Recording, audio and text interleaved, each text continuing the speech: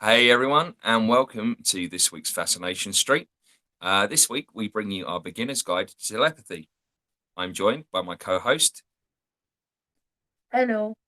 Mika Pearson, and I'm joined by producer Sarah Pearson, Good evening, all. who still has a camera I still have a camera on. Let me turn the camera off. on. Sorry. So professional in every way. Go on. So, is there anything you look different? What have you done? Have you done something different with your hair? Hang on a second. Right, so buns and a white dress.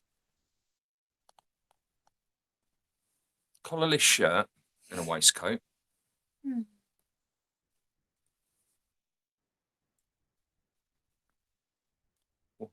What's different today?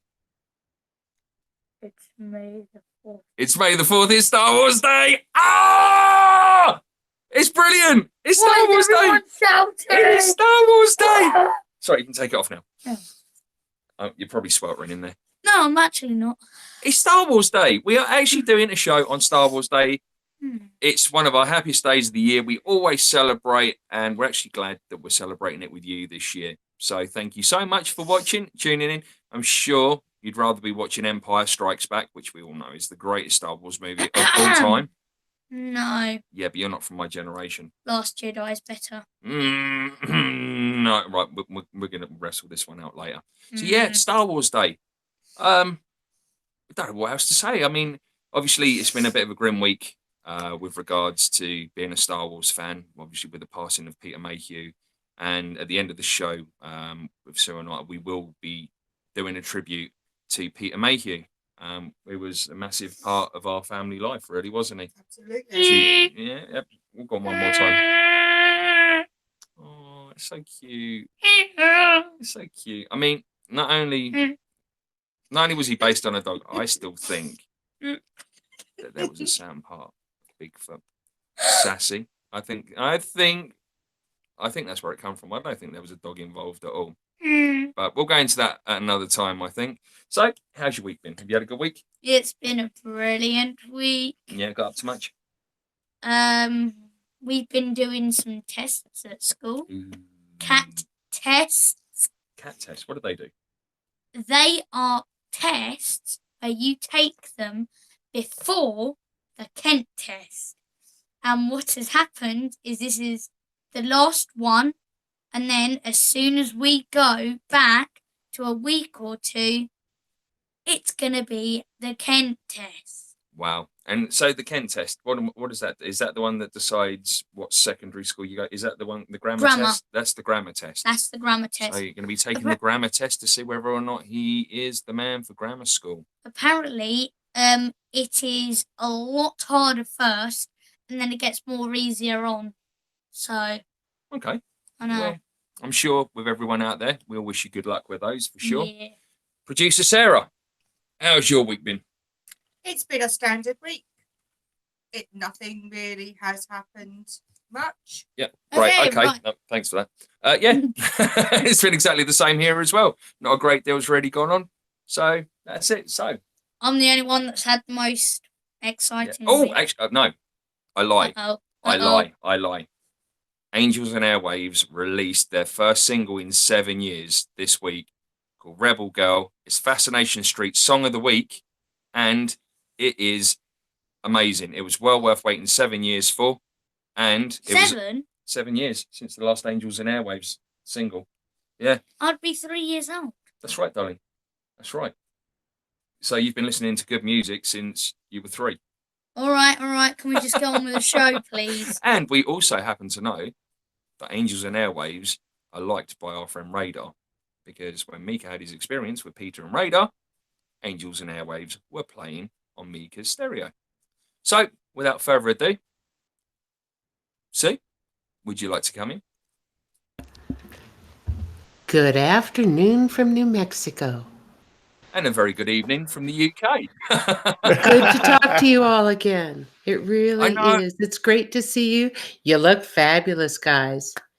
Thanks. May the 4th be with you as well. And with you as well. I see you've got your Chewbacca with you today, Sue. We do. Oh, yes, right here next to me. Oh, sorry. Sorry. Did you mean Otter or did you mean our other friends? No, I'm sticking with Otter the whole way. A show isn't a show without Otter ribbing me or me ribbing him in some way or other. So I thought I'd get the first boot in early. Good idea. Plan ahead. Absolutely. So for all of those that are new, that don't know you and Otter, would you like to tell us a little bit about yourselves, please? Oh, dear goodness. All right. So, I've been a professional detail clairvoyant and medical intuitive for going on almost 30 years now. All right. And this fella, Reverend White Otter, or Otter as we call him, you, has been a real powerful energy worker, trained in Reiki and 5 modalities, and a student of shamanism for 40 years now. Yeah. All right. So together, between the two of us, we've had almost 65 going on 70 years of paranormal work and our careers in that field. If it's strange, if it's weird, if it's unusual, if it deals with things from the unseen world, things from the UFO community, things involving the Sasquatch world, come talk to us. We've dealt with it firsthand, likely, and we have stories to share back with you. But when I met this guy, Oops. I didn't live here in New Mexico. I lived more than 1,000 miles away. And so he had come to where I lived to visit, and I wanted to come to where he lived to visit, but I hadn't been to New Mexico before. All I knew about this entire state was it was considered the land of Roswell and E.T. and some strange... She found them. Yeah, scientific research facilities that, shall remain forever nameless. And that was as much as I knew, except that it was desert. I knew nothing else. But he lived there, and I needed to come see. And so I came to Otter's house for the very first time in September of 2013. And I wasn't even here 10 days. And we had the strangest thing happen. We were watching TV one night and watching a really good talent show. And it was the finale. And I turned to Otter and said, I think the guy on the TV screen should win. He's really good. And this strange voice pops in my head. Comes out of nowhere. Clear as a bell. With combat boots. And it said, I agree. He is good. I think he should win. And the voice, got to understand, Otter and I have been doing paranormal, ghost busting type of research and work for decades. At this point in time, I knew this wasn't a ghost. It didn't have anything to do with ancestors or spirit in that kind of a meaning. But what I didn't understand was who it really was. And so I just knew that the voice didn't come from the room, and that, it honestly came from the mountain on the eastern edge of Albuquerque, and I could pinpoint the spot. Now, how I knew this, I didn't know. I just knew. And so the voice went silent, and I went, what was that? Day or so later, I hear it again. Day after that, I hear it a third time, and finally I decided I better talk to this guy about it. And go, it was really strange. And so one day I got really brave and said, Otter, you ever hear a voice coming from the mountain? I keep hearing this guy. And he's really nice, but, and Otter said, them. Yeah. I've been listening to him ever since I moved in here. They talk all the time. They talk so much. I got to tune them out. I got too much to do. And so I said, this guy keeps talking to me, and he's not a ghost, and he's real. It's a real person, but I don't think I know where he's from. So it wasn't for a couple of months this voice kept talking to both Otter and I, and he could hear him just as clearly as I could. Yeah. That was no problem. So we start talking to this guy, and it comes from the Sandia mountain, and I think Sandia sounds like a name just as much as anybody's name. And so I decide to nickname the voice that we're hearing Sandia. I turn to Otter and say, Sandia is kind of a mouthful to say. I think I'm going to nickname the voice from the mountain Sandia. And the voice is listening. And he quickly pipes up. Watermelon head. Yeah, that's exactly what he Watermelon said. head. Watermelon head. That'll work. That's a good one. That'll work. I totally spaced the word Sandia means watermelon in Spanish. And I just kind of went, what did that? And I didn't know what to make of this guy. I didn't. But we just kept talking to him. If I went back to Iowa, didn't hear him, came back to Albuquerque. Well, this guy and I eventually get together. And so we talk to Sandia every day. And it wasn't for at least 2 months before he finally divulged that he wasn't from here. And I kind of had figured that out because we have also been experiencers, contactees our whole lives. Otter's experiences started, what, about age 10-ish? Yeah. Mine started at age 4. Wow. So I knew that we probably didn't have somebody from Earth that we were talking to. There were too many things about him and the way he spoke and the manner in which he spoke. I figured if this was another person from Earth, how come their telepathy's this good? Okay. So there were a lot of unusual things. He finally told us November of 13 that what his real name was and where home was. And his real name was Tilcum. And his home was Zeta Reticuli 2, the further of the 2 stars in the binary system that make up Zeta Reticuli. And so that didn't completely shock us. But what we found in just treating him like a person and chit-chatting like neighbors over the backyard fence a little bit every day, that you'll learn all kinds of things about that person just in general conversation. It's everything from, what you doing? Oh, I'm having a cup of coffee. Oh, really? What do you call coffee? Coffee. That was their honest answer. I said, what do you call tea? Ta-cha. Okay. So just in general, everyday conversation, we started learning about them. We started learning a little bit about their language. And then Tilcum was a year and a half after we started talking to him, almost, started introducing us to others that were on his staff. Apparently, there's an information station beneath the Sandia mountain that's been there for thousands of years. And the Native American Pueblo people in this area knew all about it and celebrate with the extraterrestrials that come out of the mountain at least once a year. But we didn't know anything about it, and so we've had to learn bits and pieces as we go from our friend Commander Tilcum.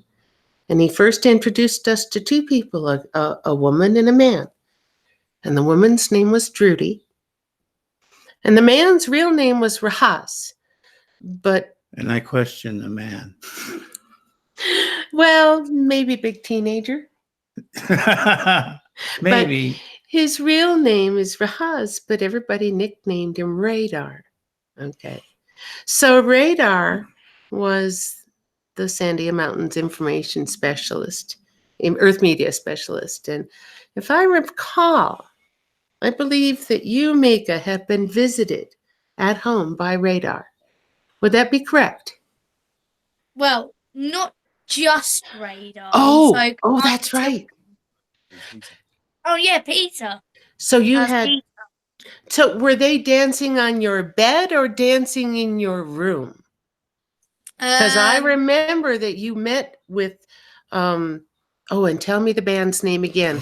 Their music. Angels and Airwaves. Angels and Airwaves going on in the background because that's how you sleep. But I And it didn't was the remember the White details of Empire your band. story.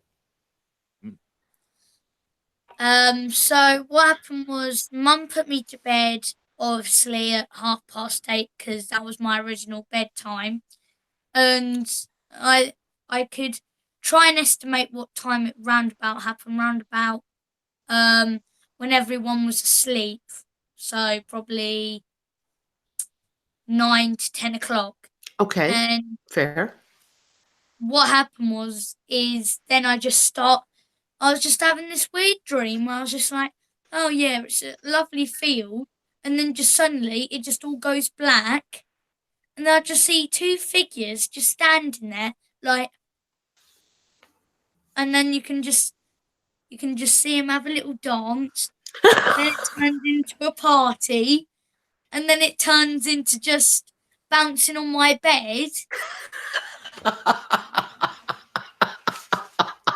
And Good. I That is was delightful. like mouthing, just like, what is going I'm sure it was something else rather than that, wasn't it? on? Wow. What the fudge? Wow. What's the Yes. fudge? Yes. Yes. And then from my own actual eyes, I could see a blue flash of light, and that was it. It was gone. And then they were both gone at the same time. Were they on your bed bouncing or dancing the last you saw of them before the blue flash of light? I think dancing, bouncing on my bed. Okay. Yeah. Okay. But they were dancing before, then bouncing. Yeah. And Do then it you went. remember them trying to say anything to you? Pardon? Do you remember them trying to say anything to you or give you how did you know it was Radar and Peter? Because Did they tell you? No, I saw one with the lovely little cap on that I Oh. could know, and then I just saw one of them peek round, just like, hello. That's PETA. Because you see, Very good. All He right. loves, Fair He enough. loves corners. You have been very observant, and so no matter what the hat, it would be Radar because he I was has just so like, many, but the cap is I the don't most common. mind. I was just like, I don't mind, but just don't get anyone else. And they were just like, I won't. And then all I can hear is then just having a little dance around, then jumping on my bed. It was hilarious. That is hilarious. Do you remember how long ago that was, Mika? How long ago? Did you ever write down the that was- date? No, but I definitely know I was 9 It years was- old. Okay. it was after that, because if you remember, we had it before. I think it was the second time we had Su and Otter on, didn't It you? was, It yeah. flashing. Yeah, Because that's the when he first messed time- with the curtains. Exactly. Right. Okay. Because we were telling you about it, and then Right. that happened with the blinds. That's Yeah. right. And then you had activity in the room on air. Yeah. Right. So have you had any other activity with our Zeta Reticuli friends since then? I haven't. Have you? No, you haven't. You've had the dress pull. I've had the dress pull. Okay. I've just had little visions, that's all, where Okay. I'm like in class listening, and then I've just gone like that. Sure. And then Sure. what happens is someone tries to go like that, I'm not responding, and then I'm going to have to do it myself to get me back. Daydreams. Because normally it works when someone goes like that to me, but instead when I do it, I just go straight back. Mum, Right. Mummy just slaps me around the back of the head. That works. So Ah. what you're saying is when you're in school and you get into that daydreamy mode, that I'm spacing off, staring out the window, Yep. believe it or not. And then you're describing after that some kind of a connection with our friends from the Sandhya crew while you're at school, while you're in that receptive state. All right, two things. One, good for you, because you're paying attention when you're in that daydreamy state. And we'll talk about that in a little bit, because that's your most receptive state telepathically. All right. Mm. And two, When I was your age, I did the same thing. I heard the voices, but I didn't know who they were. I heard them as clearly as I hear Tilcum, but because I was probably 9, 10 at that point in time, just your age, and I was hearing them when I was getting into that same daydreamy mode. I would hear them and I just wrote it off to imagination and had no one to ask about it, no one to talk to at all.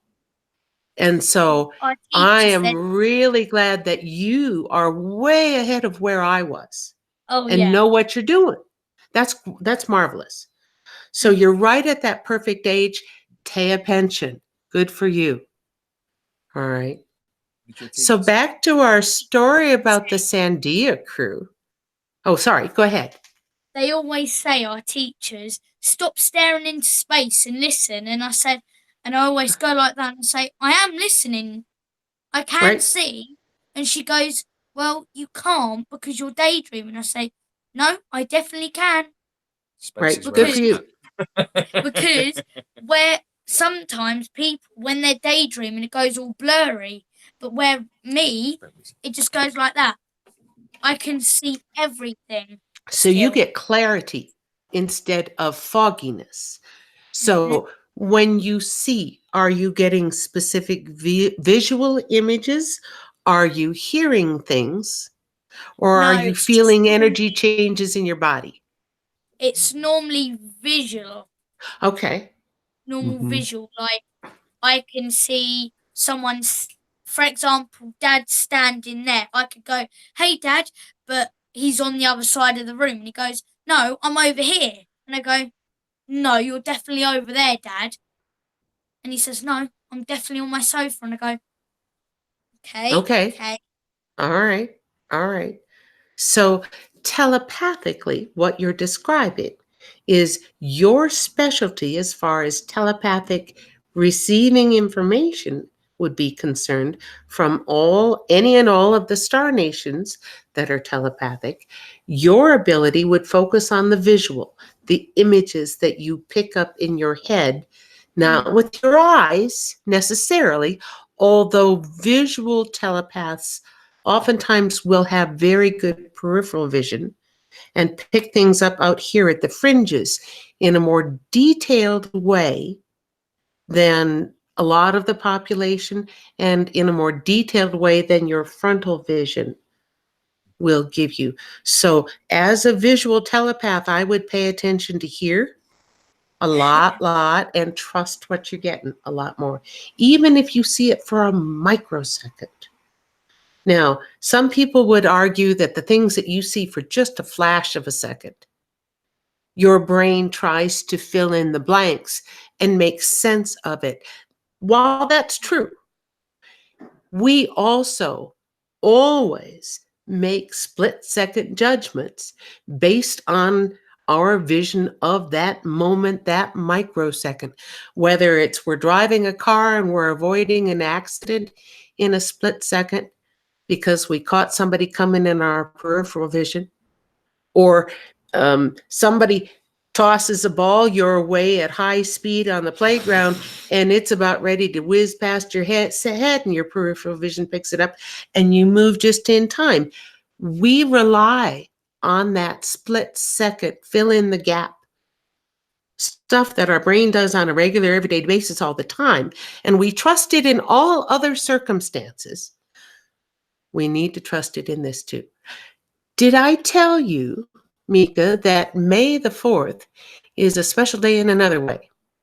And it is International Close Encounter of the Fifth Kind Day.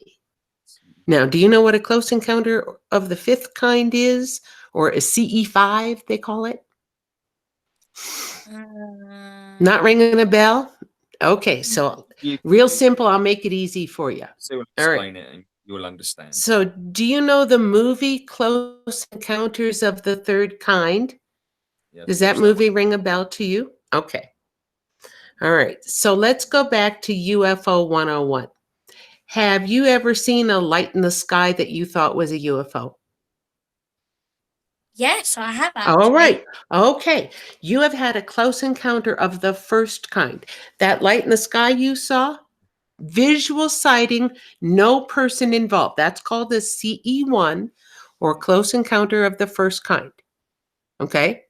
Did that UFO that you saw have an effect on either you or the area around you? Was there a radiation effect? Did you hear a sound? Did it shine a light on anything? Did it interact with you or the environment in any way? No, it didn't. Okay, so that's a CE2. Now, have you ever seen a being associated with a UFO? Have you ever just seen one? Like maybe one or two Only- dancing in your room? Only Peter and Radar. Okay, so when you see with your own eyes a being, whether it's a robot, an android, or an organic creature, or somebody that looks like you and me exactly, stepping out of a UFO or associated with a UFO, that's called a CE3 or close encounter of the third kind. You saw somebody. All right, so then what's a CE4? You ever had really strange, trippy things happen during uh, a UFO or an extraterrestrial encounter? Has something really bizarre happened? Has the laws of physics been broken? Did anybody jump up and down on your bed? That Did the kind of thing. bedroom wall dissolve? Oh, yeah. Did you see a bright light flash and they were suddenly vanished? Okay, so that's if something really weird happened during your encounter with an extraterrestrial or a UFO, they call it a CE4. Okay, so today is CE5 day, close encounter of the fifth kind. And the only difference between all of the other stuff we've been talking about and this is you talk back and forth voluntarily. You have a chat. You ask them something, they ask you something, you talk to them, they talk to you. That's a CE5. Did either PETA or Radar, when they visited you, talk to you at all, and did you talk back? They Even if it was just a thought in your head voice. I think what they were trying to say was, do you mind if we do it? And Okay. I didn't know what to reply, so I was just like, go ahead. I don't know what you're talking about, but go ahead. All right, so you did answer in some He fashion, said though. party. I know Radar said party. I know it. I can just... Okay. All right. Then, my dear, you have had a close encounter of the fifth kind. You dialogued back and forth with an extraterrestrial. You have had a CE5. There you go. Some people wait their whole lives to have what you had after your 9th birthday. Good for you. I just needed to wait. Oh, yeah. So, All right. So For all today those- is International CE5 Day. Hence the explanation. What were you going to say, dear? that's all right. I was going to say, I noticed a little while ago that our friends have been pretty absent, haven't they? They went away for a little while. Is there any Ponty updates before we go into the telepathy thing, Sue? Well, yes. All right. So they've come back and are sharing on a regular, almost daily basis right now on Twitter. What we did learn from about the spring equinox, a couple of days before until just after the 1st of April, they were hosting visiting dignitaries. And I don't think that they were from Pontel. Okay. I think that they were another star nation. And International. the reason that we think that is Otter, when he was here in the house by himself one day, got images of transport going down the hallway that contained some of the aquatic nations, because these clear containers were filled with water and looked like they had beings within the water heading down the hall with escorts. Okay. Yeah. Back to tank. All right. Like a back to And The other thing is, whenever anyone at the desk, even if they were having real quiet days, or were getting us ready to share on Twitter again, whenever they referred to the idea of we've had visiting dignitaries, they didn't look up like to the height of somebody that would be our size. They looked up like this and craned their necks as if the visiting dignitaries were over 7 feet tall. Mm-hmm. And that was the other standard thing, is the concept or the side thoughts always seem to involve very, very tall people that would have had to stoop through our regular doorways in our homes. Okay. So we got that. They came back, and I was informed by Commander Tealcom that all of his staff needed their portraits redone, and they were measuring whether or not my art skills were up to speed in order to start the Star Nation portraits in detail. And so I've been trying really, really hard to do a very good job on these redos or remakes of the cruise portraits. And we can show you if we want later, or you can see them online, both on Twitter or the Facebook fan page. And then there was last Saturday, right about this same time frame, as a matter of fact. Should we tell them? We had a visit in the middle of the afternoon in our home. So the story is this: every Saturday afternoon, and including this one after we're done on the air with you, we get together with a very dear friend of ours, and I practice pitting my telepathic skills against this guy, and he practices against me, and we play killer telepathic dominoes. It's our way of practicing advanced level stuff, because I'm always trying to beat him. He's always trying to beat me. So we played last Saturday for about an hour and a half, and we needed to just stretch and get up from the table for 5 minutes. I started dinner. Yeah. And I needed to go out the garage and fetch something, and our garage is attached to our entryway. So I'm thinking about what I'm going to go fetch from the garage, from the freezer, and open up the door, and our hybrid car sits in the garage with the door closed, the big door. And it's all by itself. It's the only car that sits in the garage. And I look up at the car, and all I see is a very large round head just over the steering wheel. And there's a person sitting there. And in the passenger seat right next to them, there's another curved round head about the same height. And over the steering wheel are 4 very long, very skinny fingers curled in the 10 and 2 position, pretending to drive our Prius. And I stopped and I looked at them, and there was this suddenly startled vibe coming from the car to me, like, we got caught. And I blinked and they were gone. And I just knew what I'd seen. And I put my hands on my hips and I said, busted, you are so busted. And I laughed at them. And then I opened the door wide after I got what I needed out of our deep freezer in the garage. And I said, so come on in. You guys want to play dominoes with us or what? And that was our experience, quite literally, last Saturday afternoon.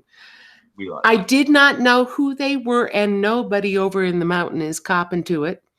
And it was not anybody that I recognized. So I know it wasn't PETA or Radar or Tealcom or to me. You know exactly where the money I would have known them. Right? It's trainees. So that was our assumption. And I have no idea why they were pretending to drive our car.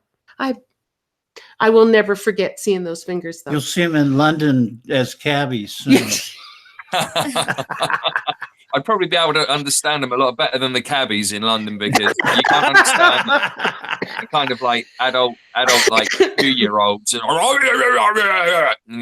oh no, just no. So going back to the Tealcom, how you first met him. Yeah. We all know that how he said it, but how fast did he say it? Oh, you want to hear Sue say Tilcum. Oh, all right. By the way, So when I first asked Sandia, because I called him Sandia for 2.5 months, because we didn't know what his real name was, and so we nicknamed him Sandia, and he thought that was very funny. And so one day I just said, "So Sandia, what's your real name and where's home?" And he answered immediately, and he said, "My real name's Tilcum." And I said, "What?" He said, "Tilcum." I said, "Slower." He said, "Tilcum." Like louder was going to help. I said, "Slower." He said, "Tilcum." I said, "Tilcum." Close enough. All right. So the difference between, and I finally had to clarify what close enough instead of yes, that's right meant. Because when they make the TK sound, it's a farther back, almost toward the back of your throat. Yeah. It's not a t. It's way back here. So it's almost the top back of your mouth. Right. So tilcum is pronounced literally like a guttural that's a silent guttural. It's a weird one. But that was how he introduced. And then he spelled it. He said it's TLKM. Our language seldom uses vowels unless they are borrowed, because everybody understands it anyway. And you're right. If you write a sentence and you remove the vowels and you ask somebody else what it means, most people would get the vast majority of it very quickly. yeah, So- absolutely. So No. that's the latest from the mountain, except we're starting to see star nations or images of star nations coming from the gang that I didn't know existed. Yeah. I didn't know existed. I've never seen them before. I've never heard about them before.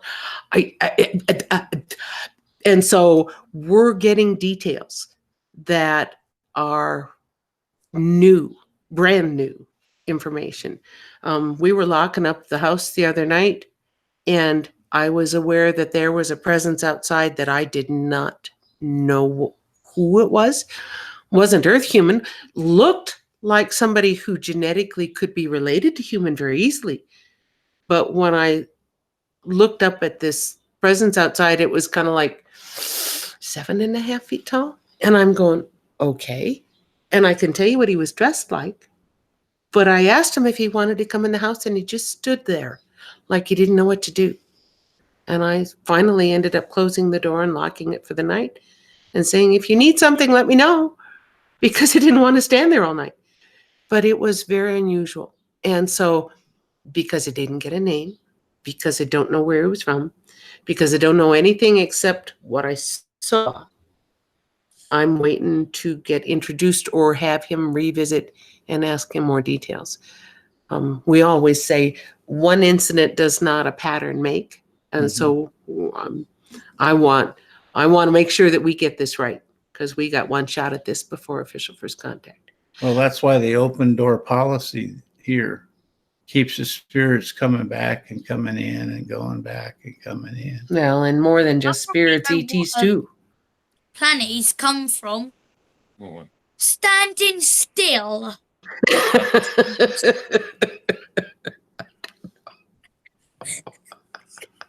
Oh, he was plum. standing still. But so today you asked us initially to come on here and Yes. talk about telepathy. Let's get back to Right. because we've got some time between now and end of our show to kind Absolutely. of get started and help all of your listeners and viewers and subscribers get started in a way that's not going to cost them anything. Yep. And it might challenge their creativity. Mhm. And it certainly will challenge their perseverance. But in the end, I can tell you that this topic of learning telepathy is so totally worth it. You have no idea the doors it can open. More than So- just killer telepathic dominoes. Absolutely. So, Sue, tell us the basics of telepathy. What is it? All right. So telepathic communication is more than just what the Hollywood impression is. It is not just me reading your mind and knowing and hearing your thoughts like you read words on a page, or someone speaks a sentence to you, or you hear a voice on the radio. It is not just auditory, guys. When we talked earlier, Mika, I was asking you about how you were getting the information from PETA and radar, and you said that they were images in your head. Mhm. All right. So visual imagery can be part and parcel of telepathic communication. Some people will hear things very clearly, like I heard Commander Tilcom very clearly. Some people will see things very clearly. Some people will feel the energy in their physical body. And some people actually don't get real clear until they're in motion. They can't do it sitting still. It's just a struggle for them. But the minute they get moving, suddenly everything clears up. So there's all kinds of different kinds of telepathic contact. And believe it or not, you probably are more than one kind. You probably have a little bit of auditory along with visual, Mika. You may have feelings and sensations, physical sensations, kinesthetic sensations. What do we mean by that? Your body might react. Heart palpitations, leg tremors, Goosebumps. goosebumps. Chills going up and down your spine, your hair standing prickly, you feeling prickly. Some people report being pencil thin feeling. Some people report feeling like they're so massive that they can't move a muscle because suddenly their mass has increased. You get all kinds of physiological changes that your brain is trying to say to you, this is my interpretation of telepathic contact for you. This is how we interpret it, because you and I weren't trained in this as kids. Our parents didn't teach us. And those of us who had it real strongly, real innately, didn't know what to do with it, because the minute you, as a 4-year-old, turn to mommy or daddy and say, the invisible man in the corner just said this, mommy and daddy isn't going to understand. Okay? They don't get it. Or if one of your mates at school came up to you and said, I just had an extraterrestrial talk to me in my head, would you believe him, or would you think he was crazy? Okay? So, but our culture has not embraced this idea of telepathic contact. And in fact, if you ask the average person on the street about, what do you think about voices in your head? Their first instinct will be to define it as schizophrenia, which is a form of going crazy, right? They'd think they were nutsy.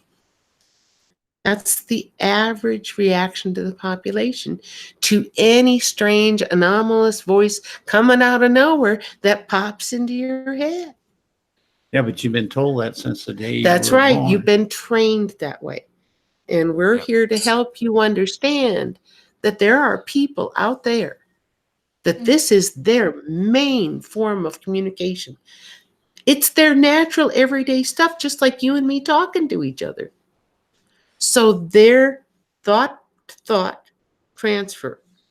I send images to you of what I need you to do. You send images of me of what you want to eat for supper. They have conversations telepathically in images and thoughts and tastes and smells and physical sensations. Oh, I just petted the new kitten at the station today. Let me send you what it felt like. And suddenly you get this sensation of petting a purring kitten. That can be telepathic contact too. So it's not just a voice. And so when we talk about telepathy, what we're talking about is a system of communication that is fascinatingly complex. It comes with its own rules culturally. There's formal telepathic mode. There's business-like telepathic mode. There's telepathic mode with your friends on the playground and your mates or your family. And then there's telepathic mode with somebody that you're really, really, really close to, like your very best friend or your partner. Okay. And It's like when I everything turn in around to between. you and I say, I know what you're thinking, or I know what you're about to do. You will let the droids go. These aren't the droids I'm looking for. But you know, you say, how do you know that? And you go, You just do. "Oh." You just do. That's I mean that's a fault because like we're so close as Yeah. well. There's always that kind of like bond as well because anyone can do telepathy, can't they? We're all born with the skill to be able to do telepathy, but it's only through the way that we've either been dulled down by media or society that we no longer practice things like this anymore.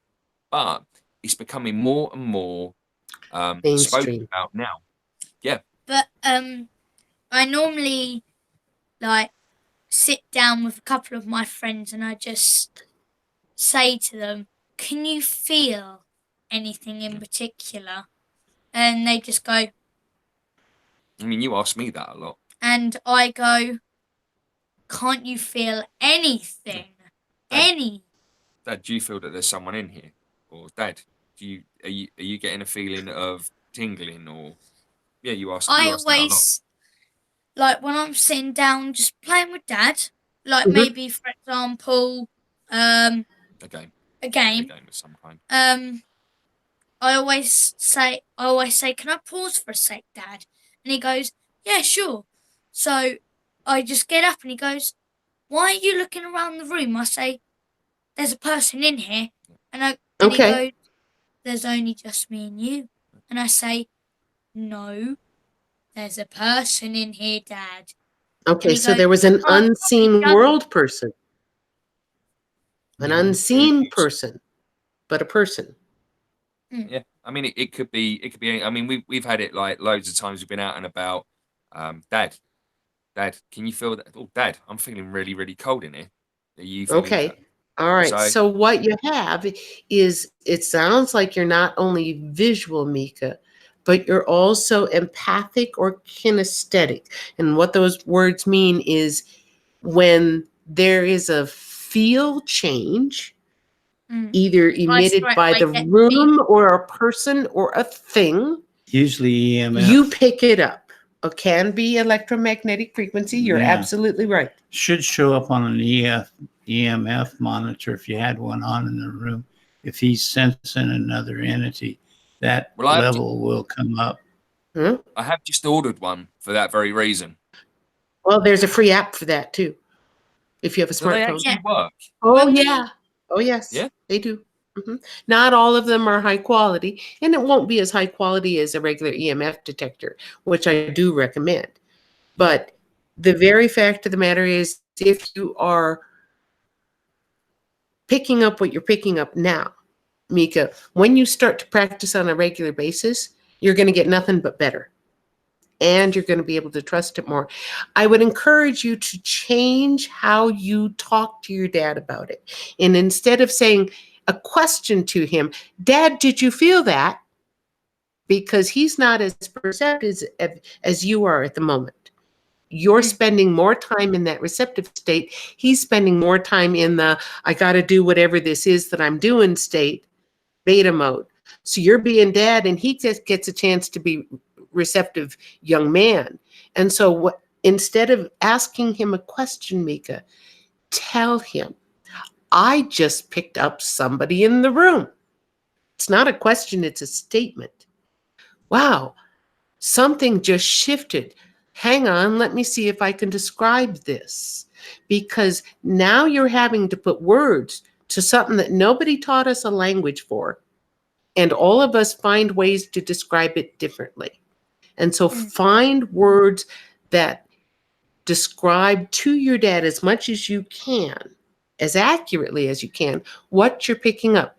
"Boy, it was male. It made me tingly. I've got goosebumps and now I'm freezing." And then once you've stated, "This is what I perceived," then go ahead and say, "Did you pick up anything yourself at all? Did you pick it up? Maybe pay attention. If you see it, let me know." Because I want you to not doubt what you got. Share it. That's important. Just tell whoever else is around you. As long as you're not going to be made fun of by schoolmates or other people, because I know what it was like to pick things up even while I was in the school classroom. and having to keep my mouth shut because to bring up that subject there would not have been appropriate. Wrong place. Okay. But if you're home or with other people who do understand that your comprehension of the paranormal is better than most kids your age, you're doing really well with your understanding of the phenomena that are normal and being able to sort that out from the phenomena that are abnormal or wrong or scary or that you need to stay away from. And good for you for doing that. Yeah, So- because when me and Daddy were out on the day hike, can you remember when I standed up, I said to Dad, I said, I feel like we're being watched. And he goes, Mika, there's no one around here. And I go, Dad, I feel like we're being watched. And Okay. I say, it's coming from that Yeah, corner. he was very adamant that something was there. And what I found was when Daddy was gone, guess what I found straight away? What? BB pellet. Huh. Of all things. Yeah. I found a little, like, tiny ball that a BB gun was fired from. So something had happened there. Well, and I'm going to say, Dad, you got a perceptive son here. When he starts to say, I got something strange that I'm picking up on my radar, you better be listening because he's trying to help teach you to pay attention yourself. Mhm. So good. Yeah. Sounds So- like good teamwork. Teamwork makes the dream work. Well, Oh yeah. father and son. Yeah. Yes. Together we shall rule the galaxy. So how does one start becoming, or rather developing, a telepathic ability, Sue? Mm. Right First off of all- the bat, I mean, Yeah, right off the bat, we're going to make it real practical and real easy. First of all, treat it as a skill like any other skill. Take the woo-woo up right out of it. This is not bizarro land. This is real life, everyday practical skill that you can train yourself to improve and get better with. All right. So you practice, you get better, just like anything else. But there is a book that's been written that you can get for free on the internet. Our extraterrestrial friends assigned Otter and I a telepathy teacher in June of 2016, Yep. 3 years ago. And her name is Tini, and she's so short. We call her Teeny.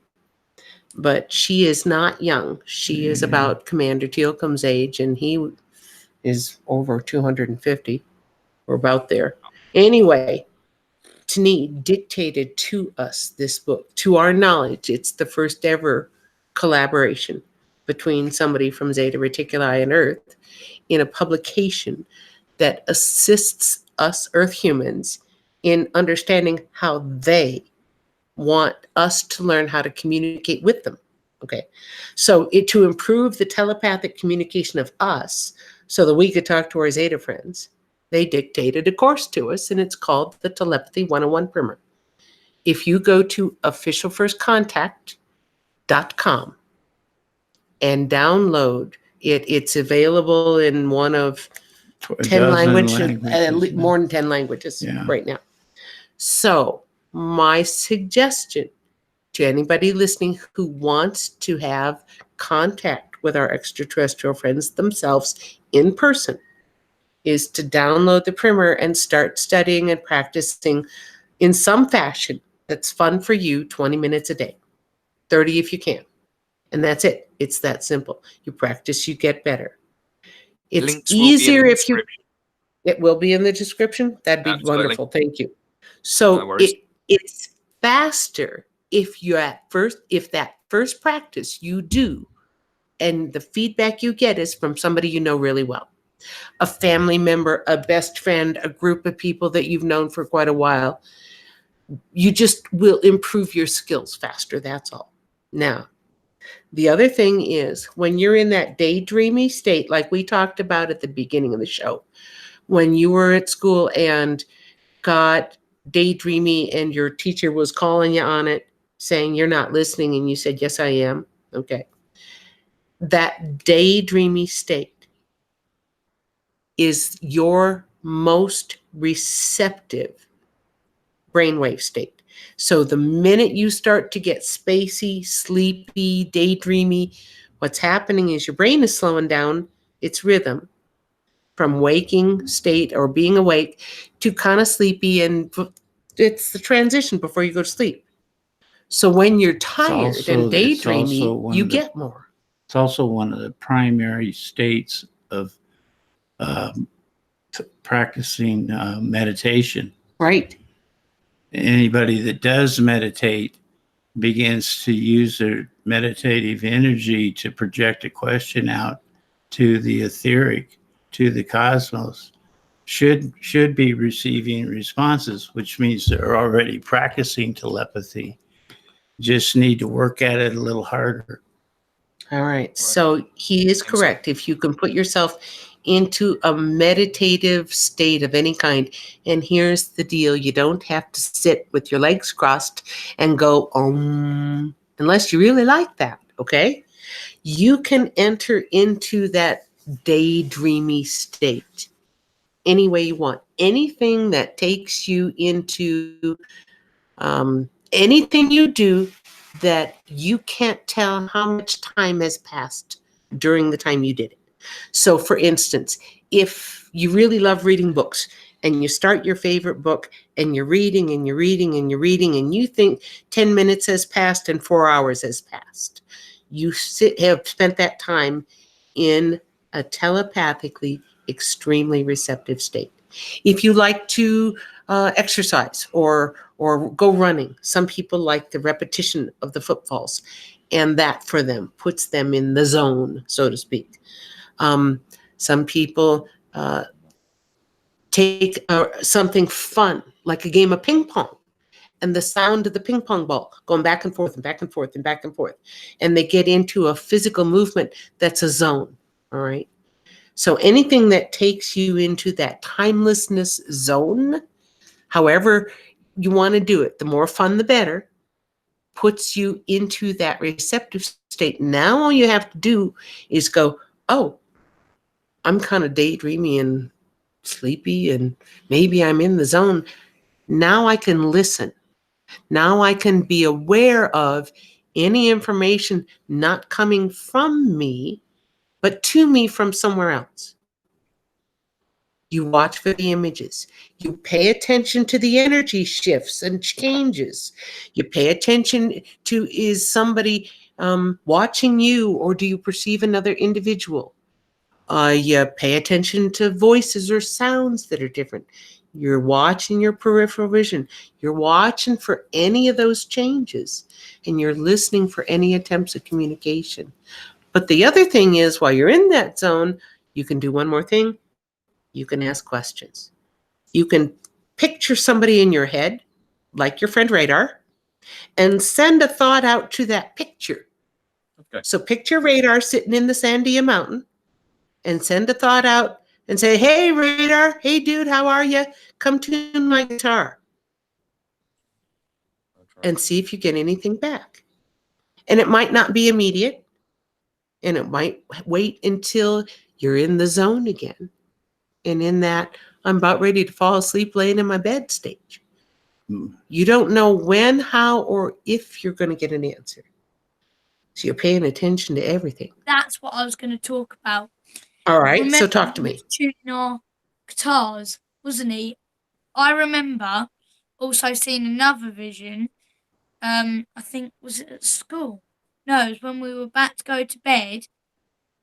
It just felt like it felt that someone was downstairs playing with my guitar. Do you remember Kevin? Exactly.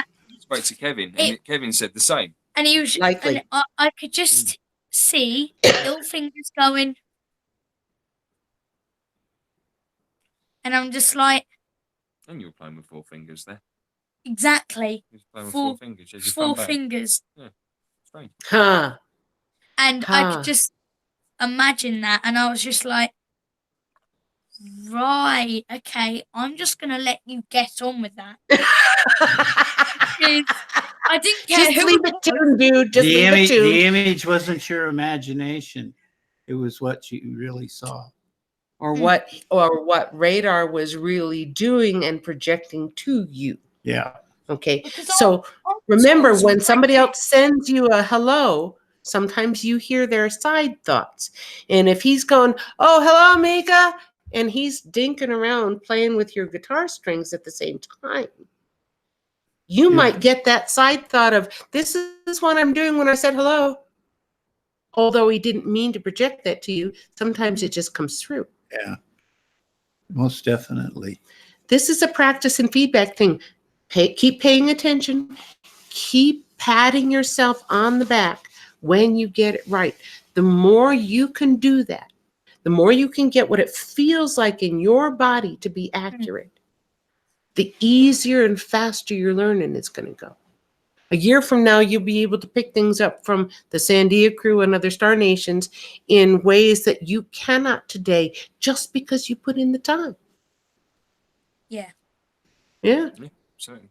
Now, there's a lot of similarities between telepathy and remote viewing. Yes. Are they the same entity, or are they something totally different? See? Actually, they're one and the same. They in my pretty book. much, in my book, have always been one and the same, and variations on a theme. So remote viewing I've done and do quite well, actually. And so when I remote view, I can choose one of two ways to do it. I can go to the place that I want information about and pick the nearest, closest living thing with eyes and tap into their eyes to see what they see. Or I can put myself in a bubble in front of the thing that I'm looking at and look out through the bubble like I'm looking out through a view screen and see what kind of details I can get just me. I suppose there's a third way of doing it, and that's sending someone there. If I have somebody who's from the unseen world who likes to help me go find information, I can say, "Hey, go check out this thing and come back and bring me details." I suppose I could do it that way. But traditionally, remote viewing has been being given blind coordinates and being told nothing about a person, place, or thing, and having the viewer go to that place and sketch what they've witnessed. And then if any words come up outside of the sketch, they write those down. They're not trying to physically, verbally describe what they remote view as much as get the details of the light and shadow right. And if you do that enough, then you can essentially draw a picture. Mhm. But remote viewing, when I think of telepathy, I think about contacting or getting information from a specific individual. All right. Communication back and forth. Right. When I wrote remote view, I don't necessarily attempt to do back and forth communication. And telepathy for me is both visual as well as the other things. Remote viewing tends to be only visual. So it's a subsection in my book. Right. Okay. So yeah, one and the same then.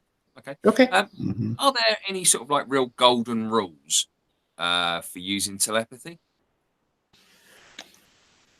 I think what you're talking about, as far as rules go, it has to do, especially with the extraterrestrials, with protocols, depending on what state of mind they're in or involved in, what atmosphere they're in. They're on a ship running a crew or what they're doing, as to how to communicate with them and not be an interference. A lot of times I'll step into an environment telepathically before I try to contact an individual within that environment, so that I have perception of what's going on around these individuals at the time. Because I find their telepathic messages to contain an extreme amount of emotions, which can be difficult to decipher. because they come as a mixed media piece of information. You get images, words, and emotions all piled together. So take some time and some experience over some decades to really begin to understand that type of communication. A lot of work on your self-awareness of your own being in contact and in touch with your own emotions, and being able to honestly admit the emotion you're experiencing. Even if you don't like it at the time, even if it brings you to tears at the time. I think you've hit just on it, Otter, because I think if I had to give a golden rule for dealing with star nations via telepathy, it would be emotional honesty. Because they're going to ping and probe you before they ever contact you with word one. And if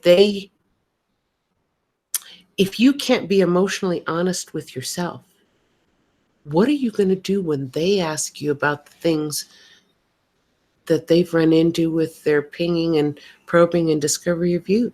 How are you going to talk to them about it if you can't talk to yourself about it? So I think that would be the first thing.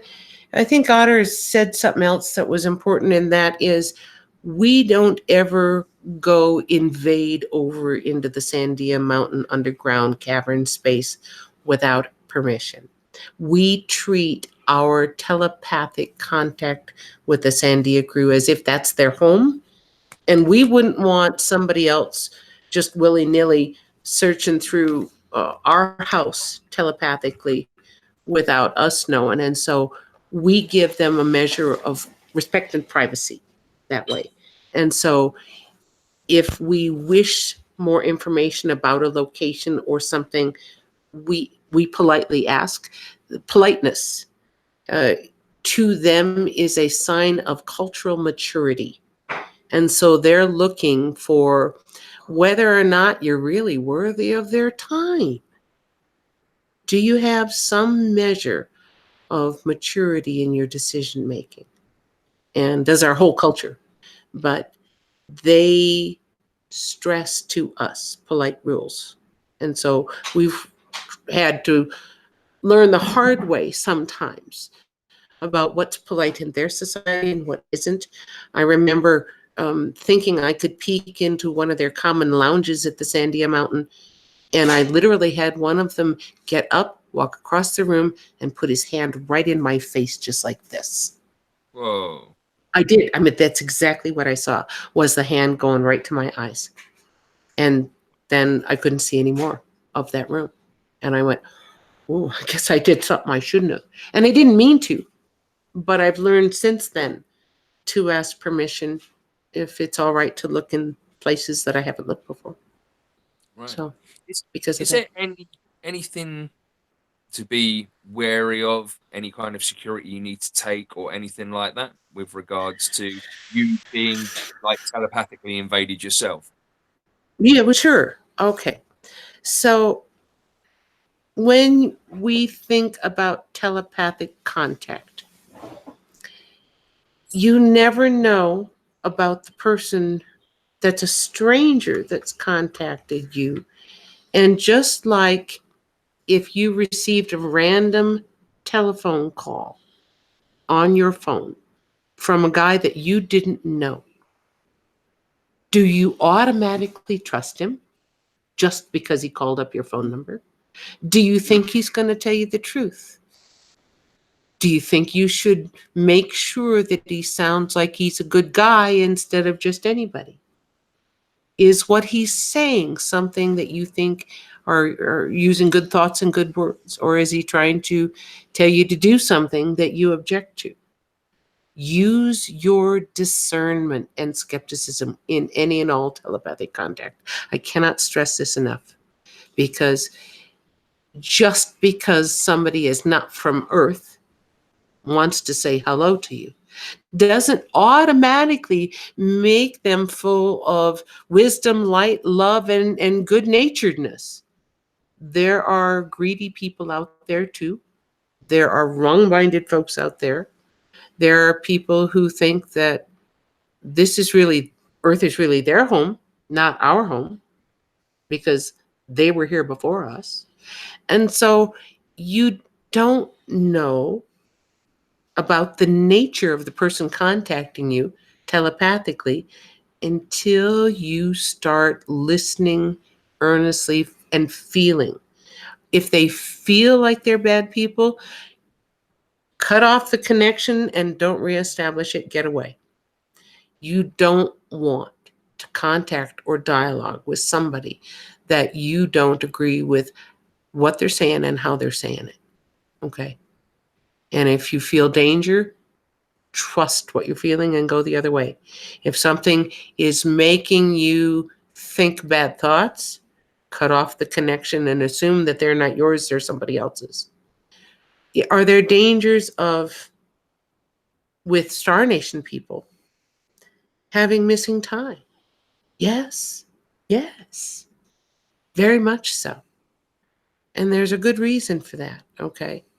When a Star Nation person from a telepathic nation contacts you, sometimes the easiest way to give you a whole lot of information at once is to give you a chunk. And we call those chunks of information a download. Okay. And so when you get a chunk of information all at once, the easiest way for you and I to receive that from one of them is when we're asleep or when we're so deep in meditation that we really just can't barely move. All right. Those download chunks, because giving them to us in their entirety can be a lot on us. It's easier for them to put us into that sleepy state or asleep state. And then we don't remember what happens because our brain is acting like we were asleep. And we don't remember the information they gave us or the talks that we had because it's like it happened in a dream. Okay? So it's hard to retrieve those memories. And you feel like they stole them from, well, that they didn't steal the memories. Your memories are still there. They're still in your brain. But you have to go back to that sleepy state, that alpha theta state, to get them back. That's all. So not remembering the events of some time that happened scares a lot of people. It does. And if you get too much telepathy from too strong a Star Nation, too fast, too much, can you feel like you got the flu the next day? Oh, yes, you can. You can feel like I can't remember crap. I feel like I got the flu. I feel floaty. All right. And I need a power nap real bad. All of those things. Some people feel like they get a little headachy. Others just feel like they've been gobsmacked and overwhelmed. All right. So can a lot of telepathic contact, too much too fast before your brain is used to it, make you feel physically uncomfortable for a while? Yeah, it can. Yeah. It can. Yeah. It I mean, passes and it gets better with practice, but yes, you can. Yeah. So that's exactly where I was going to go with that as well. The kind of drunky feeling sometimes afterwards because of the amount of energy which is used and can give you that kind of real kind of Yeah, when you feeling. wake up in the morning and feel like you haven't slept all night, look out. well, and after a CE5, if your brain feels a little jello-like and you feel like your thoughts are a little sloshy, okay, just go to bed.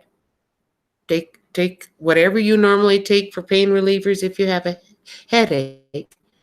But the biggest thing that we tell folks is if you've ever had missing time associated with a UFO and you come to, first tell somebody else what happened. Do not keep it to yourself. Make sure that somebody else knows, hey, you had a missing time event, because they may need to watch you for things like nausea or vomiting or headaches or insomnia. And you may not be able to think your way out of a paper bag at the time because you've just been through a big something. Okay. So have somebody stay with you if you ever do have a missing time event associated with a UFO for 3 days. Not 3 hours, not 30 hours, 3 days, 72 hours. Okay. Make sure that you stay hydrated during that time. Make sure you have real easy to eat foods. Your body and your physiology and your spiritual side, and even your emotional side, have been through a shock. You had a big deal happen. Okay. Your physical reaction can be quite similar to that of somebody doing intense energy work on your body. And it takes about 3 days to equilibrate that additional vibrational energy within yourself. So, Did you feel that vibration through the floor? That was a rumble. Yeah. Man, that was strong. We just had something shake our floor. We live with not a slab foundation, not a basement. Yep. Our floor is bricks on sand on the ground. There's nothing under the bricks but sand. And then it's the mountain. And so that's the construction of this particular home. You've But got quake or something going on, have you? I don't know. We have volcanoes that are supposed to be dormant all over New Mexico. And in fact, there's 3 of them just right outside the city. If you ever come to Albuquerque, there is on the western edge of town, Petroglyph National Monument. And there was to the west side of there is the Three Sisters. That's right. So the volcanoes went off. The black obsidian lava flow came from the volcanoes, stopped on the western edge of town. It became a sacred area where the local Native American Pueblo peoples put petroglyphs on the volcanic rock. Petroglyphs are tens of thousands of years old. Now, very old.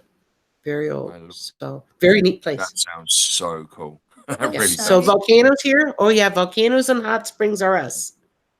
Absolutely. What other questions you guys got? Right. We're actually going to producer Sarah for questions, if that's cool with you guys. Absolutely. Right. Okay. If she's got any. Well, I think she does. Otherwise, he wouldn't have brought it up. Yeah. We'll find out. There's 1 or 2. Dun, See you in a moment. Okay. dun. Oh, I love the theme music. Princess Leia. Dun. Lovely, my dear. Right. You see what I have to put up with? I do. I see what you have to put up with. The hair. The hair is good. You get points for that. It's been a while since my girls had good buns. I'm not sure how I'd respond to that. It's your Probably a Leia. right hook's a good response. Aren't you short for a stormtrooper? Okay. Yeah, What kind of have. questions do we have, my dear? we have many questions from the chat. Many. Okay. Okay. Tanette has asked, what do the Sandias think about chemtrails? Well, first of all, not all chemtrails are made of the same kind of particles discharged. And so we are aware of the spraying through what the Sandia folks have talked to us about, but also, unfortunately, chemtrails here in New Mexico are extremely common all over the place. Are some, according to the Sandia crew, weather modification attempts? Yes, some are. Are some attempts at blocking and or enhancing Earth-human military communication attempts, or differing kinds of what you and I would consider radar or communication? Yeah, if you drop metallic particles in the air, does it affect things? Yes, it does. All right. So do they like it when other chemicals are added to the mix that are injurious to the breathing of folks down here? No, they don't like it at all, and they have commented on it. So in other words, they think that the weather modification is being done on Earth is discoordinated, and the chemtrails that involve that ineffective or semi-effective, but poorly effective.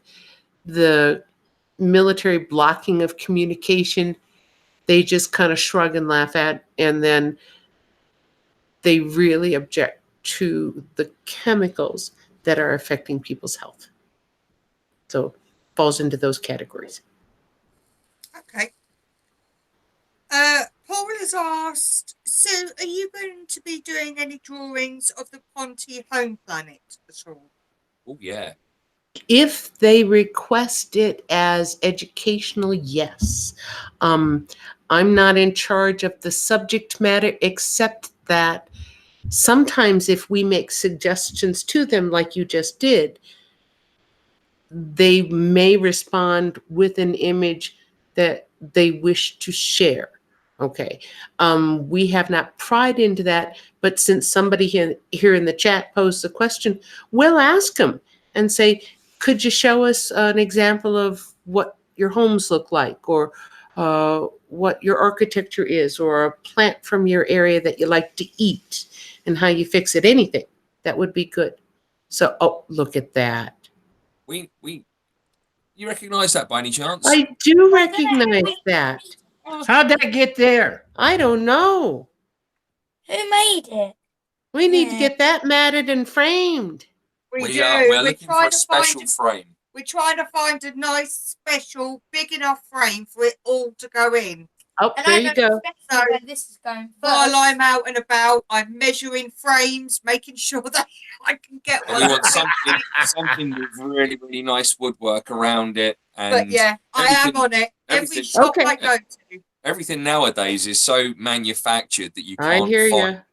a I hear really ya. nice old style frame to go with it. So it's making think life quite difficult to try and find a decent frame for it. I understand. All right, what else do we have here? Mark has asked, why has the human race lost the ability of telepathy? They hadn't Because lost the ability. we haven't lost it, but it is rudimentary in us, just like the vocal cords are rudimentary in our Ponty friends. They have vocal cords. They can audibly talk if they put the effort in, but they're just way out of practice because they don't do it every day. It's kind of like if you went without talking for 10 months or a year and then suddenly had to talk again, it would be hard for you. And people who've had to do that report that it feels like a strain.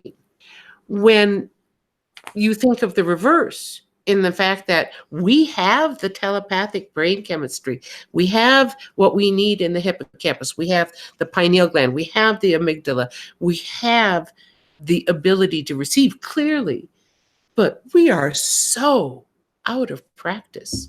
If we used it every day, then it would be no big deal, and that's Well, man has been taught to put a lot of psychological walls up around that and block it out. well, and there's a stigma Well, on it, yeah. right? Well, the whole psychosis thing that ties into it is The schizophrenia and all that. right. All right, It's so ridiculous. why don't we practice it? Because we've been told that it's a bad thing to hear voices in your head. Boy, you ought to be locked up in the psych ward for that. Yeah. Okay, no matter what the Well, voices say. Telepathic societies are worlds of much higher learning, and it's just they anymore, like dealing with Tilcom and the guys in the station, they're advanced so much above us in intelligence. Their IQs are almost double ours. Oh, at least. At least that it's almost. I consider the conversations I have with them serious and important. Some of there is more day in and day out jargon as talking with one of their friends in the complex, as opposed to giving me real factual information that has to do with weapons or propulsion systems. We don't ask about that. We don't even allude to the fact we want any of that information. We're trying to let them know that we want to get to know them as people, because we find that building respect and trust starts there.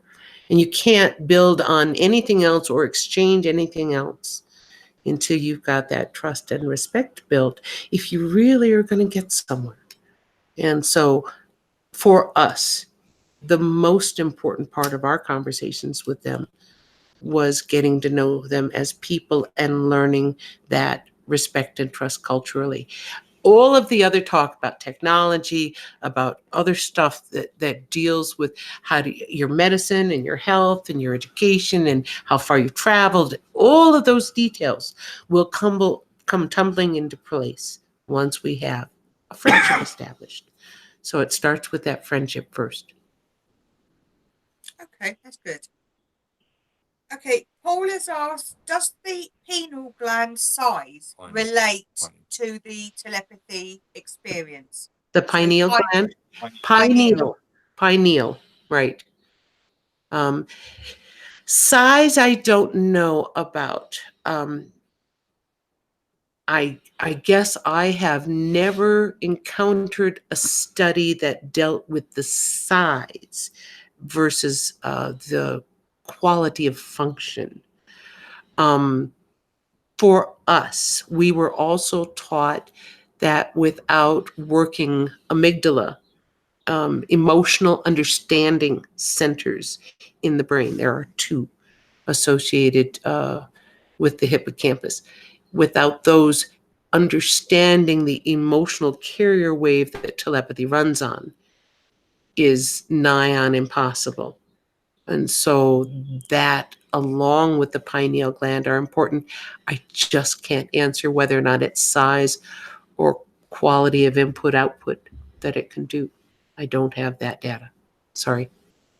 Okay, no problem. Marcus asks, could some cases of schizophrenia be Yeah. telepathy voices? I would have to say I agree. Okay, I think that there have been a number of cases of people in telepathic contact with something or someone from the unseen world, and we do not know if that something or someone that the voice that spoke to them was positive or negative, young or old, good or bad. We don't know. We don't know if it was an ancestor like a ghost, a multi-dimensional being, or a Star Nation person who's come from Zeta Reticuli or elsewhere. We don't know because we didn't get that detail. But do I think that there are people with innately high skills out there who hear the cacophony of the unseen world? And it can be a lot. It can be an awful lot, because it just can be overwhelming if you hear at it full volume all day long, every day, on every channel you can tune into. It gets to be too much.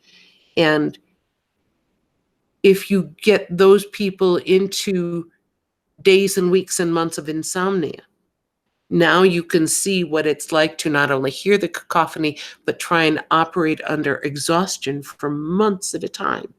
And would that make you and me crazy, even though on a regular everyday basis we're not? Maybe.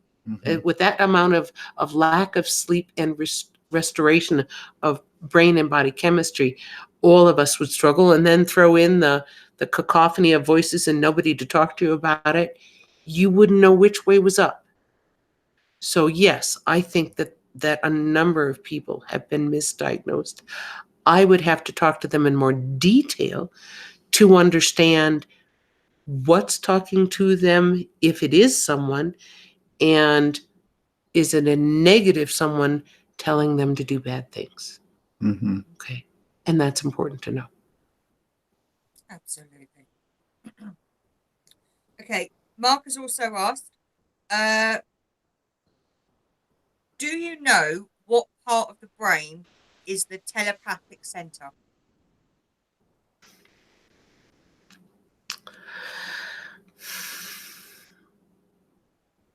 I would have to say I would center it around the pineal gland, hippocampus, area if I had to speak in brain structures. However, the input and interpretation that I observe our brains doing from more input than just telepathy, more input than just the five senses. I find that even our gut chemistry and neurological connections, you know how you can get butterflies in your tummy? Well, the gut's connection and intelligence has its own connection to the brain as well. And so I see receptors in the skin. You know how you get this goosebump response or hair up on the back of the neck. So there's clearly a hair follicle response going on too. So, but the brain didn't tell the body to respond that way. The body told the brain. So I think that there's more going on with telepathic reception than just what's the gray matter in your skull. I think you got more sensory awareness telepathically connected to that hippocampus area than what we have scientifically discovered You and put a become name to yet. environmentally more aware. Right. Your environmental and situational awareness changes when you start practicing. And I think we're still I still think that the jury is still out on the role of the fascia that hold all of our bodies together in kind of a net plays with telepathy. I think that there's something there that we haven't discovered yet. I just have a feeling. Okay. Brandon has asked, oh, hang on a second, because I actually asked him, has telepathy been taught in the gifted programs?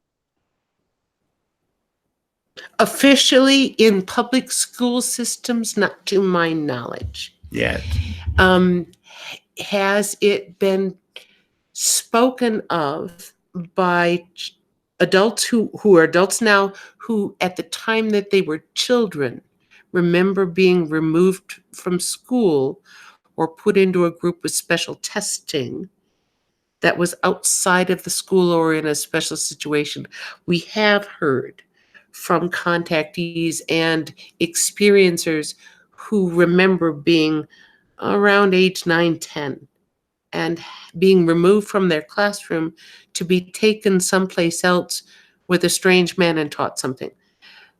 That topic of what is being taught is everything from telepathic to telekinetic, unusual stories that we're hearing from the people who are adults now who were at that time kids.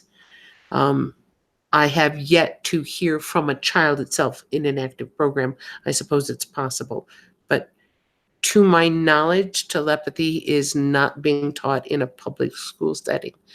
Don't know about private. Don't know about advanced schools like college level or university level either. That's an unknown. That's okay, because Brandon, who actually asked that question, he was actually taught some type of telepathy when he was in school, which was in 1990. Okay.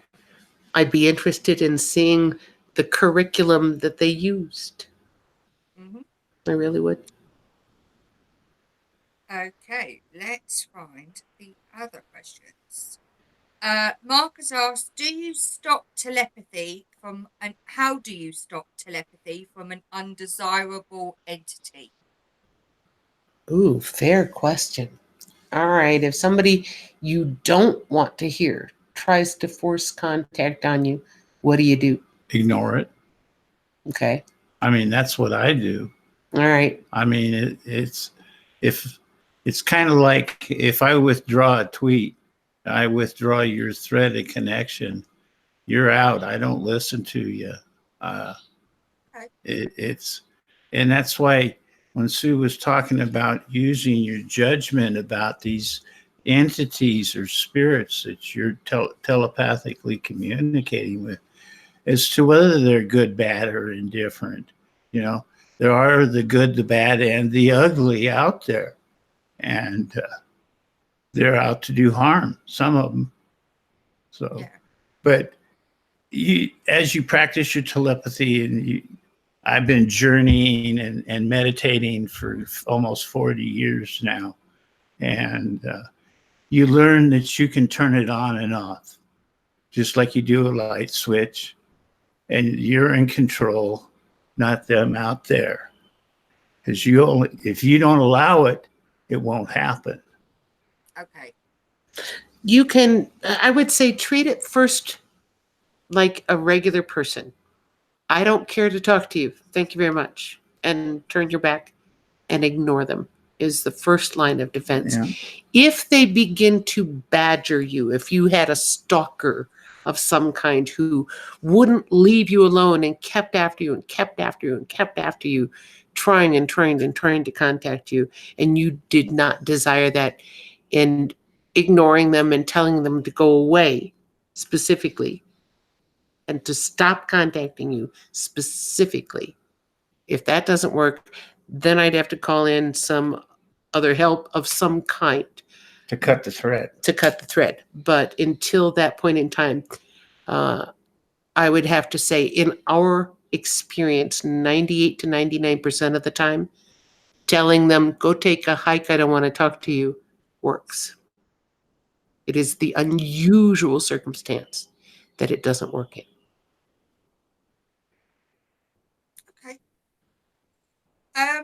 Is remote viewing a part? I can't even speak tonight. Is remote viewing a form of telepathy? I've already done that. And that's from Mark. I've already done that one. Yep, we did that We question. talked that. No, earlier. Okay. And his other question was, does telepathy have a block button? But you've answered that one as well. Right. You Yeah. can make a block button. I will be honest and say, if you are really exhausted and really tired and really haven't slept, turning it down and turning the volume down and turning it off becomes much harder. It's almost like your brain is too tired to follow your own commands in that way. So when you get overly exhausted, you become more vulnerable because of difficulty in shutting it off. Okay. Well, that is all the questions I have from the chat room at the moment. Brilliant. That was easy. Good. Yeah, It we was need a easy. button. That was easy. Yeah. We like them type. Okay, boys. Yeah. We're nearly there. We're just Wake waking up from your nap. Yeah, I Yeah, know. wake I up. know. All I right. heard that. Snoozy, snoozy. It's all right. We were in the chat room. Yeah. Are they Yes. behaving? Well, always Pat Breeze and Mark Sharana. I mean, they're the naughty boys. They would be Radar and Peter. They really would. Fair enough. So, but they get a pass because they're good lads. Really. All right. All right. We can't Grace, follow what's in the fear, chat and keep track of you, so we don't even try. Grace, fear, Yeah. and depth are just as cunning as Radar Oh and my PETA. gosh. Oh. So you haven't experienced that duo. You haven't. Yeah, you really need them all together. Oh yeah. Yeah. It's something else. Depp and And who else? Grayson. Grayson. See, and- Grayson. and I wouldn't Depp. expect that from Grayson. Seems Cunning. pretty together kind of dude. Oh, is he? Devilishly cunning. He's a plotter. He's a Shakespearean Oh. student. Oh, and Oh, thinks shit. through Lothario. visual and auditory puns. Just terrible. Quick wit. But he'll plan out a prank or a joke like What the Depp hell will was it for he months. called Radar that one day? Brinksman. Oh, Brinkman, right? Brinkman. Right. We So like that. what else can we answer for you guys? We've Right. got maybe 15-ish minutes left here plus. Well, we're going to wrap it up our end soon because we've got another bit to do. You Is bet. there anything that you folks are up to at the moment? Any appearances that you're doing? Anything at all? The next big conference that we are going to be attending is one held in Washington State here in the United States called the Psychic and Spiritual Sasquatch Conference. Okay. That's where I first saw you guys last Yeah. year. Right. And so we are returning and Bad penny keeps turning up. we are returning to teach again and share more stories and take folks to the next level. But this is the location. This is one of the few conferences in the world where the Sasquatch researchers who have experienced the strange, the unusual, the paranormal, the telepathic, the multidimensional, the UFO activity, the witnessing of extraterrestrials, when they are out squatching, all get together and have a place to talk and compare notes. There's a 5-hour documentary that's out on YouTube now that we're in on Oh, wow. Sasquatch. Called Sasquatch Speaks. Last year, one of the Videographer. individuals who attended the conference was an individual by the name of Hale Mednick, and Hale was a filmmaker, and he brought along a film crew. And Hale had been an experiencer and was a believer in Sasquatch, and his film crew had not had any experience and were just your usual light and sound production people. Well, they started filming interviews at the Sasquatch convention and got a dose of Sasquatch reality real fast Wow. when their equipment was messed with, when their Batteries go batteries were dead drained, instantly. where they were standing in front and they watched the dials on the equipment being turned, when their cameras and everything winked out. They ended up having to run 500 feet of extension cord out from a cabin just to finish filming. They got messed with so bad. And so Wow. they became believers within the first 24 hours. That's And so nuts. there's a lot of activity by the There's Sasquatch. There's on this three property. segments to that movie. Yep. So YouTube, Sasquatch Speaks by What we're going to Hale do is we're gonna Bednick. find it, and we're going to actually link it to the show as well in the description box, with along with official First Contact site, the download address for the Prima, and what else? What else we did? Also, your lecture that you done last year at the Sasquatch. If You you can go, link that. You betcha. we actually have our own Sandhya playlist on our channel. Oh, I didn't know that. Yep. So if you go to our YouTube channel, excuse me, and go along to playlists, a little way down is Sandhya, and in there is an absolute body of everything that I found so far of you guys, whether it be interviews, lectures, all those bits and pieces. You'll find them all in our Sandhya file, which we do have in our playlist. Fabulous. Thank you so much. I shall have to investigate. Yeah, we got you Excellent. covered, girl. Excellent. Other than that, we're collecting stories. Let's see. That conference is at the very, very last days of August. Memorial Day weekend. Yep. No. Labor Day weekend. Right. So the very last days of August into the 1st of September. So Google Spiritual and Psychic Sasquatch Conference, Chewela, Washington. The other thing that we're doing is we are actively collecting CE5 stories from the people who downloaded their own free Telepathy 101 primer and practiced and invited our Star Nation friends to visit them and received a visit and have come back with physical evidence. We just And got they're a sharing that. CE5 story tonight. Yeah, another good one. Yeah, So that we will- are that will be collecting in there. stories from kids as well as adults, Mika. So if you write down your story and you draw out PETA and Radar dancing on your bed, we will give that to our friend Anita. We have an official helper that's a volunteer who's collecting everybody's CE5 Cartoonist. stories. Yeah, I'm not good at drawing, but I can try. Try. Just try. You never know when you draw out your CE5. Sometimes you suddenly remember something because you tried to draw it that you don't remember when you think about it in words. I'll try Yep. it after the show. Well, Okay, that'd be great. You you Thank you. missed it. There was a light just went across. Oh, the did you floor. see an orb? I missed him. Crap. Rats.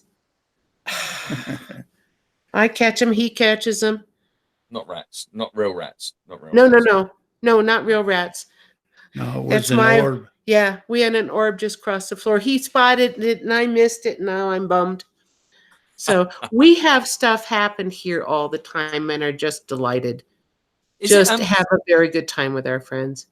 Is it always an idea to keep the open door policy? We'll go quickly going back to the telepathy thing before we wrap. Oh, fair enough. We keep our property protected with intent, and we know enough energy work to protect the property with what I will just in loose terms call a triple layer of protection. We get alerts when somebody crosses onto the property that is got wrong-minded intent, and sometimes the Sandia crew will give us a heads up that something's coming our way that's negative, and to keep watch. Or if somebody's been here when we've been gone, they will tell us that too. Yeah. But we still occasionally have something come onto our property that is unexpected to us and have to deal with it in an instant, in a pinch, and have to be able to react and discern what we're dealing with and how to best deal with it. And so that's where we say be ready for anything, guys. Well, they don't find the energy when they hit the threshold of a doorway coming into this house real friendly. Not the negative guys. So Wow. yes, we try and invite in the positive and tell the negative to take a Well, hike. I've got at least a dozen resident spirits that have been here since I bought the house and were here before. Yeah, either inside or outside. Yeah, and they don't. How's the old cowboy? Yeah, Yeah, that's one of them. He's the guy that sits in the corner of the kitchen and just listens. So And he comes and goes on a regular basis still. We don't see him every day. I don't. But regularly, several times a month, yes. depends on the time of the year. Yep. And the book, is the book still available? The book Oh, yeah. is still available. So all of our friends and Twitter followers that downloaded the book and followed the telepathy instructions had common questions. And we ended up writing a book called Inviting E.T. We're trying Which to is find our copy. Yep, that's all right. I should have mine to show you, and I don't have it right here. But Inviting E.T. is available on Amazon, and there will be a second extension book to that, answering more questions. I don't know if we're going to edit that one and add more, or if we're going to write a different book. That we haven't decided yet. But regardless, this year, not only are we getting more information about the various star nations in detail, and trying to illustrate them for folks, but we are sharing more of your contact stories so that other people are less afraid of using their telepathic newfound skill set and contacting our Star Nation friends and inviting them down for a visit. So this Inviting ET book dovetails with Stephen Greer's material. The Telepathy 101 primer dovetails with Dr. Stephen Greer's material. However, everybody wants to invite our Star Nation friends to come interact with them. Tonight's a good night to do it. They said they'd be flying tonight. The entire fleet is out, and they are actively listening. And if nothing else, just go outside and say, hello, the clouds. Is anybody up there? If you are, if you can hear me, would you please blink your lights so that I know where you are? Keep it simple. If the only thing you get tonight is a blink, and 2 is yes, all right? And nothing, no reaction is usually no, but 2 blinks is a yes. Sometimes 3. So because it's CE5 day, because it's May the 4th be with you, go try it. Even if it's cloudy, go try it. Fantastic. You don't have anything to lose and everything to gain. True that. You want another CE5 of your own, Mika? Yeah. Okay, Peter, go for it. Yeah, okay. He invited us. Yeah, we got you to say yes. So, yeah. If I get up in the morning and he's down there, he's like, Dad, you will not believe. Seriously. I I'm believe going it. to spam you with messages in the morning. Why did you do that? Why did? Brilliant. Are Right, your Sue. guitars somewhere where they could pluck a string and you could hear it, even if you're not in the room? We'll leave them out tonight. Yeah. What? Yeah, we'll Yeah. leave them out What? and The the guitars? guitar. Yeah, Yeah, we'll let leave them. it out. That way, if they pluck the string or try and tune it up, you'll hear it and you'll know that they're there. Yeah. Fair enough. Because Mika's guitar is called Radar and mine's called Druty. Right, where should I put mine anyway? True story. Should I Put it I in the put it as corner a of your poll room. on the Sandia I love site. it. Oh, you What should need I call to. my guitar? Yeah, we need to have the names and over the guitars and a really cool picture of Radar and I need Drudy. to That'd be find great. someone that can do like the little vinyls, and I'll Oh, definitely have them on our Kevin guitars. Estrella knows people who do those kinds of things. Ask him. Yep, He'll will know. do. Right, Sue, Otter, thank you so much for This coming has on with been us. delightful. We Thank you again. love spending time with you guys. Honestly, you're dear friends. We love you dearly, and we will be having a new show with you again soon. But we'll announce that closer to the time. Yeah, we're going to be doing something. No, we're different going to this talk about the Infinite Voice Otter. Project. We are indeed. I don't know. Woo. Do you want to quickly touch on it for a couple of minutes? We can very Before we go? briefly. Okay. Infinite Want to quickly tell Voice. everyone what that is, my lovely? Yep. Infinite Voice is the Ponte's translation of their word for telepathy. So if you have infinite voice, you have telepathy, according to the Ponte. That's the closest translation they give us. We're taking the information from the Ponte that they've given us over the past 5.5, going on 6 years. And we have volunteers willing to go out and educate the public more than just Otter and I. And that project is a nonprofit now, officially, and it's called the Infinite Voice Project. And it has to do with us helping each other through education get ready for official first contact and meeting our Star Nation neighbors so that everybody doesn't freak out. So we're trying to get the real material from the real guys out there and do the real education. And so that's what the nonprofit, the Infinite Voice Project, is all about. And so we'll come and talk to you about what we're doing and the latest and what to expect. They have all kinds of plans in the works. You just have no idea the behind the scenes things and how fast it's picking up. It's amazing. They got me lost. We're kind of I said they got me lost in the middle of all of this dust from the storm they've created. we're kind of going from a mom and pop to a multinational corporation in one step. That'll work. Yeah, it has to. That'll work. Because we have a planet to educate. That'll Not work. just England, not just the United States. We have a whole planet and how many different languages to Yeah, of educate. course. We have a big job That's to it. do, and we're going to need some help. So that's what the Infinite Voice Project is about, and that's what we'll come on and talk to you about. I'm so looking forward to that. I really am, because it's going to be a nice round table with another couple of guests as well joining us. That'd be wonderful. So absolutely, just to be sort of like part of it and help you guys out, as we've always said, we're more than happy to do. So thank you so much again from all of us here, and can't Thank wait you. to spend time with you again. I love you, and I love you. I really Thank do. you. We love you guys too.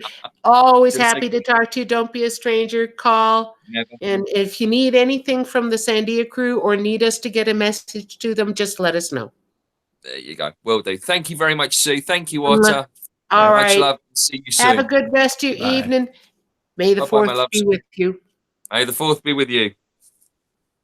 Right, got one bits there. Yeah. And we are clear. Well, there you go. That was our beginner's guide to telepathy with our really, really beautiful friends Sue and Otter. I just love spending time with those folks. I really, really do. They're just a breath of fresh air. They really are. And they're just so on the ball with everything. I just can't think. What about you? I love the guys. They're funny. They're brilliant. They're a good friend of mine. They can always talk to me when I'm feeling very or unbalanced. Mm-hmm. It's a very nice time spending like my whole evening with my friends. And they've become true friends. That's one thing that we love about this show. The amount of people that we have on, that we're really, really, really lucky to have on, speak with, and Talk to. we do. We end up as really good friends, and that's one thing that I'm genuinely so privileged. I can't wait for next week. Who's on next week? Next week is Beasts of Britain, isn't it? The Cryptids. I believe so. Cryptids next week. Are those the ones that are from Star Wars?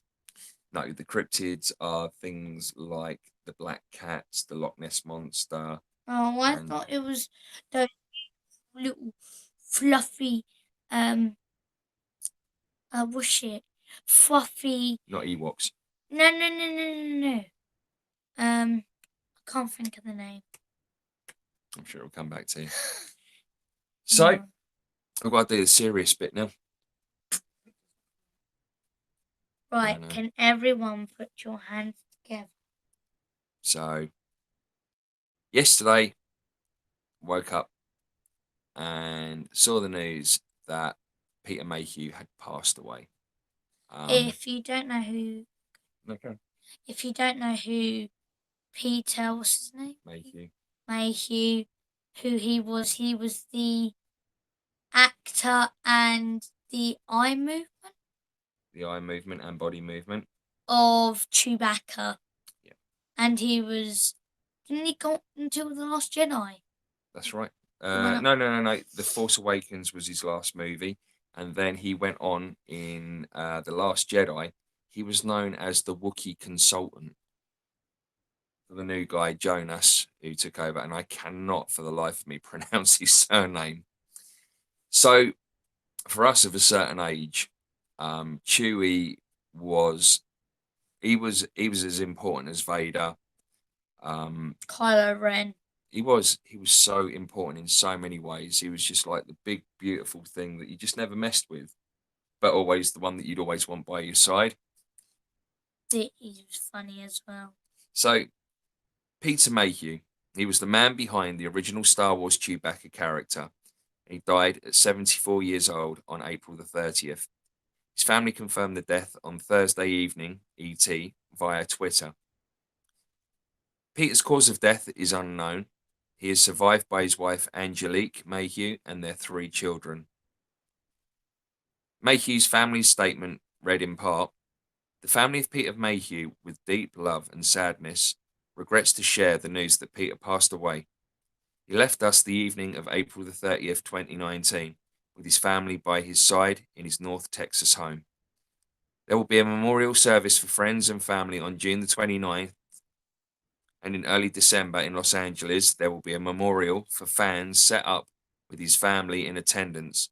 Personal effects and collection at the Empire Con LA. Mayhew's family has asked friends, family, and fans alike to consider donating to the foundation Mayhew started rather than sending gifts and flowers. The Peter Mayhew Foundation is a non-profit organization devoted to the alleviation of disease, pain, suffering, and the financial toll brought on by life's traumatic events. By providing its available resources directly to deserving children and adults in need, we assist numerous charitable organizations in order to promote and boost their effectiveness and provide support where needed. He was so tall because of Marfan syndrome. Perhaps unsurprisingly, Mayhew was very tall.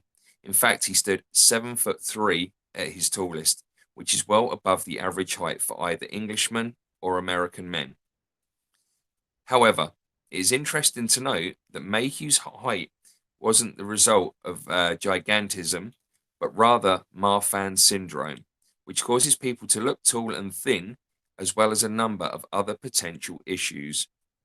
Fortunately, while Marfan syndrome happens in 1 out of 5,000 to 10,000 people, people with the medical condition can live a normal life with a normal life expectancy, so long as they get the proper treatment.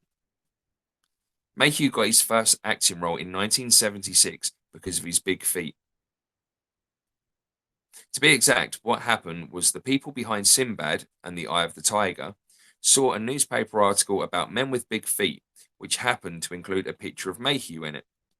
As a result, they contacted him, which resulted in Mayhew playing the Minotaur from the fantasy movie. He spent a lot of time visiting sick children in hospitals in his Chewbacca costume. Star Wars fans should be familiar with the fact that Mayhew has appeared in numerous projects in the Star Wars franchise.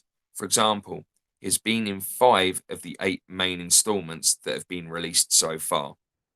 However, it is interesting to note that Mayhew did a fair amount of charitable work while dressed up as Chewbacca as well, with an excellent example being how he would visit sick children who were staying in hospitals.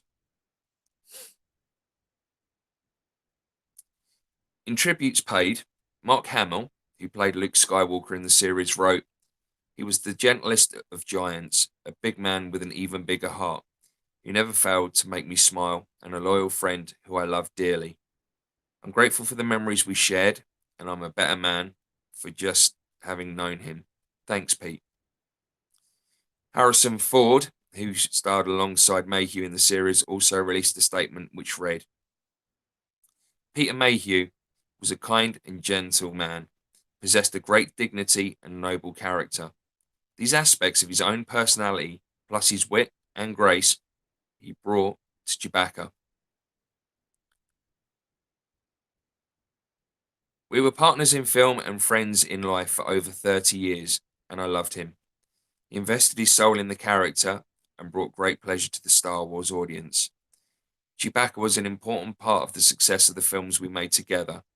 He knew how important the fans of the franchise were to its continued success, and he was devoted to them. I and millions of others will never forget Peter and what he gave us all.